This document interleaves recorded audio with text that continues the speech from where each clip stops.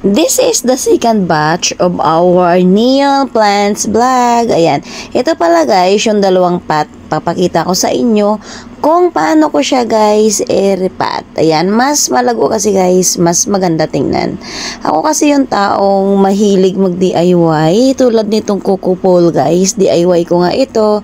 And then, yung tingnan mo, ang laki ng dahon nila, 'di ba? Kahit ang liit ng pot. So, papalitan natin ng mas malaking Coco Pole para nga mas lalo pang lumaki yung kanilang dahon. So, ganyan lang guys, kasimple. Medyo bitin nga guys yung kanyang kokoro, pero tayo magawa dyan.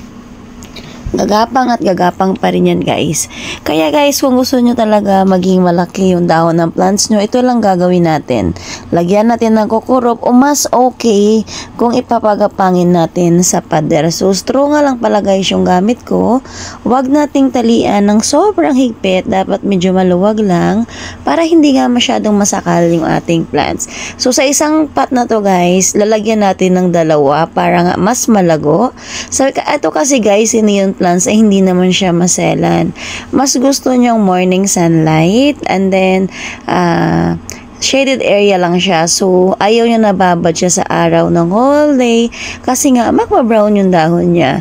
Kaya guys, kung may gusto kayong ganito, ituturo ko sa inyo guys yung technique kung paano magiging malago or mas malago tingnan, or kung gusto niya display sa loob ng bahay, ito lang guys yung gagawin nyo. So, first tanggalin natin yan sa isang pot. Pansin nyo ba guys na maliit lang yung pot pero ang laki ng dahon niya dahil yan guys sa Coco Pole. Kaya lagi natin tandaan guys, the more na gumagapang sila, the more na lumalaki yung mga dahon ng ating mga plants. Isa din to guys sa mga favorite plants ko. Ayan. Alam niyo ba guys na galing pa to ng Bacolod at dala ng brother ko. Ayan, tingnan nyo. Nakarating pa nga ng Maynila. So, dandahan ko na guys tinanggal dahil ilipat ko nga siya sa isang pot. Ang gagawin ko dito is 2-in-1. So, meaning to say, dalawang plants sa isang pot. Kasi guys, gusto ko to i-display sa loob ng bahay. Kasi, hindi ko pala na-share sa inyo guys, no, na indoor plants din siya. Kahit sa loob ng bahay, okay lang, hindi siya maselan. Lalabas lang natin siya ng bahay kahit once a week na naarawan. Pwede siya guys. So, pwede din siya sa mga beginners na nag-aaral pa lang magtanim or magiging plantita. Pwede rin natin siya guys pang gift sa mga friend natin na plantita. So, marami tayong options at marami tayong mga sekreto na ginagawa guys para nga mas lalo pang mapaganda yung ating halaman. Kung pansin nyo guys, true rin dito ang ginamit ko. Hindi nga ako gumagamit ng cable tie kasi nga mas mahigpit nga yun. Tinry ko na yan guys sa ibang plants ko pero wala, talagang namatay. So hindi ko na talaga yun uulitin pa.